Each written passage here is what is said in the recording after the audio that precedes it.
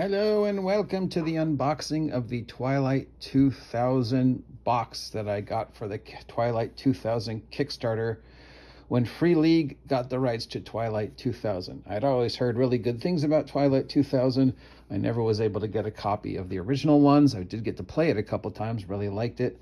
So I was very excited to see this game. The days before the apocalypse is something that's never really explored in the tabletop role-playing game post-apocalypse genre, so this was very interesting. Having grown up in the 80s and the shadow of the Cold War, this is also another topic that's very close to my heart. So I was very excited to be able to kickstart this. So let's open it up and see what's in it, if I can open it. Now, it did come with some extra gubbins from some other stuff because it's part of the backer thing. So and there's some stuff I've stored in here. Like, here's a map from my copy of Forbidden Lands. Here are some weapon cards. I actually think these are from Aliens, but you could use them also for Twilight 2000. You know, I love the cards. I love being able to hand them to people and go, here, you find this. Here's some NPC cards that came with it as one of the backer things. I actually think these are NPCs from the Aliens role-playing game also. But, you know, you could, same stats, so you could use it for any modern day game.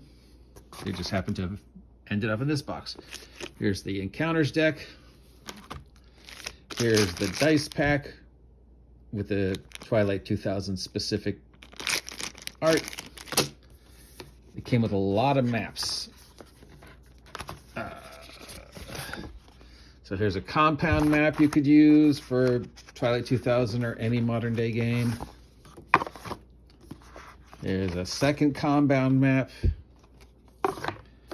Here's some players' handouts for the adventures. Little player dossiers you could give them with information, and they all look like official military things. You know, very cool. Cool little handouts. Here's a map of the Twilight 2000 world. I think it's Europe. Yeah, look at all these names. Warclaw. Yeah, so basically Europe, but, you know, you could use it for anything. Good general map for the least Eastern European. Twilight 2000 character dossiers. I mean, there's a lot of stuff. There's a lot of stuff. This is definitely cool. Some more battle maps. These, you know, little one-page flip mats.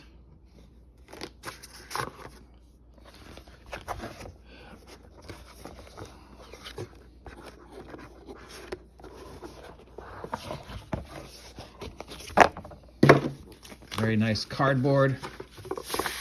There's another character record sheet. Here's these little things. Little throwback to the miniature days if you wanted to do some skirmishing. You know, they do now, you know, if you've got some little dudes, some little chits that you could use to play out little miniature battles while you're playing out your role-playing. And then we have the actual manuals that came with the Kickstarter. We got the referee's manual and the player's manual, made up in that classic 1980s traveler military Twilight 2000 look. Let's go through the player's manual first.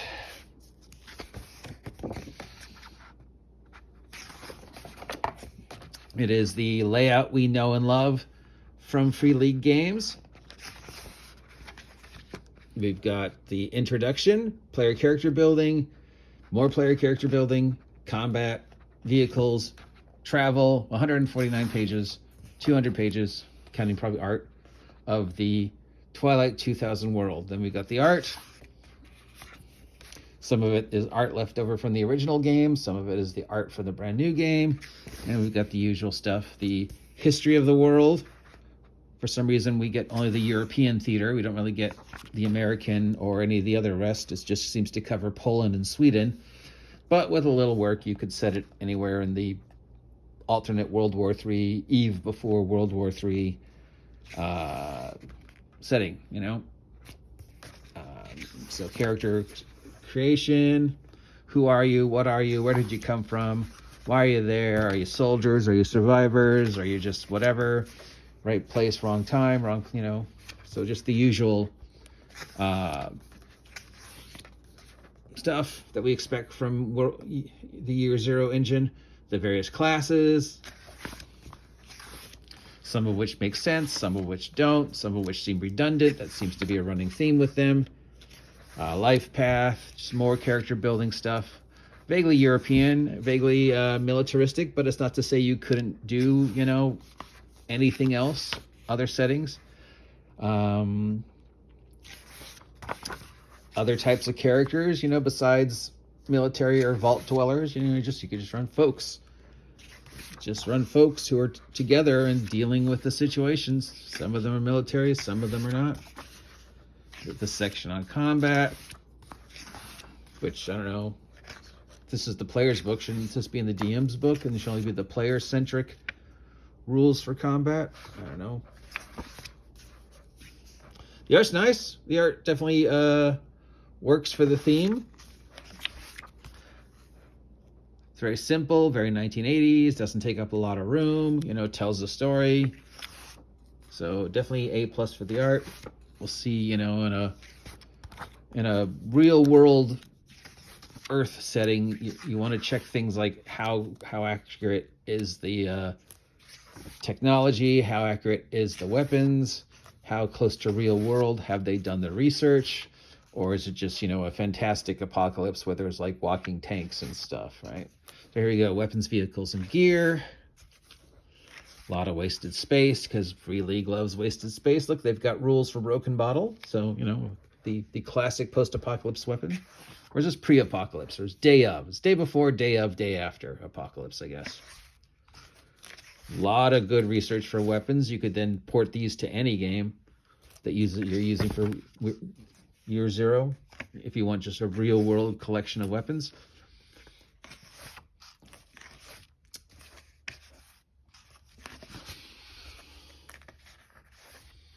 Vehicles, another favorite. Got to have the tank with a machine gun. I mean, the Jeep with the machine gun.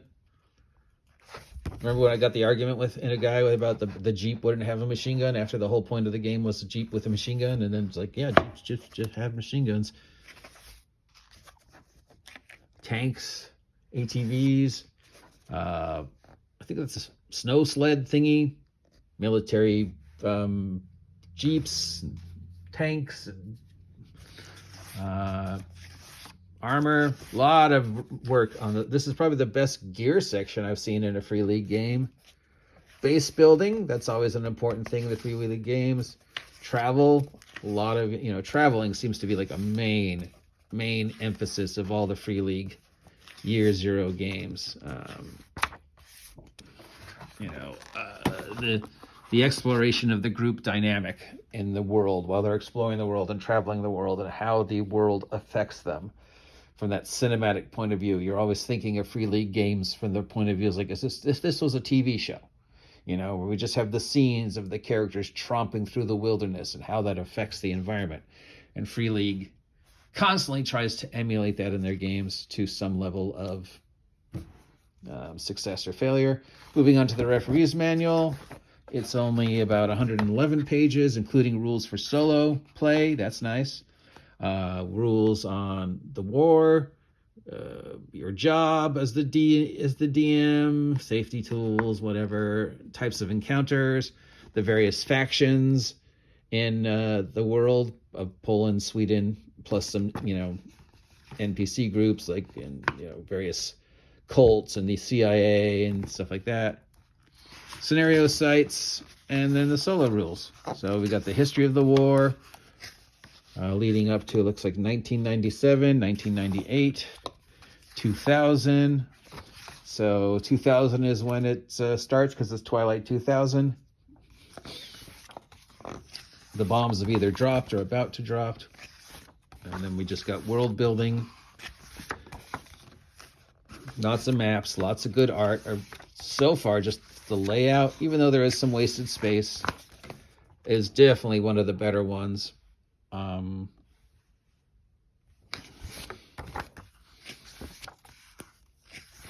I'm liking everything I see. I like that it's 2 separate books.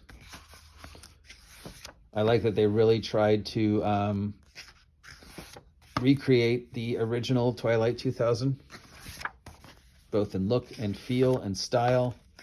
Even has the thing on the cards, playing cards. I guess this means you have to get playing cards, or if you draw from the deck for random things. These are probably in the encounters.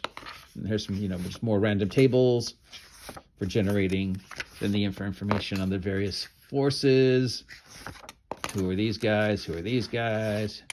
What are they doing here? Well, the Navy, the Air Force, the Marine, the wackos, the survivalists, the CIA, the KGB. Then we have some, iconic sites like the prison/gulag. That'd be a good place to start the campaign. They're all prisoners that they have to escape from the prison/gulag as the, bombs are dropping, and then they have to work together. Military base, American military base, various NPCs you'd find at the bases, just different things. And there's maps for all these, all those little maps we found in the box. There's all these locations. So there we go. Unboxing the Twilight 2000 Kickstarter box set with all the gubbins and bells and whistles and extras and fun stuff and so everything here came with this except for that map on the top. That's from my box of the Forbidden World. It was hanging on my wall for a while because I had 2, but I replaced it, so I just stored it because I love that setting too. I mean, pretty much love everything Free League makes. So yeah. And of all the ones we looked at, I mean, this one seems to be the best put together, the best layout for the box. It really feels like it's worth the money I spent for the Kickstart, not counting the extras. There is the usual Free League wasted space, but not as guilty as some of the other ones. Everything else feels really like, of the ones I've looked at, this is the best put together. So very exciting. We'll continue going through this like we have all the other Free League products as the days progress. If you appreciate me doing this, let me know. I know I said I was going to do this on Friday, but some other stuff came up and I don't know if I'm going to be able to do it on Friday. So I'm doing it today. See ya.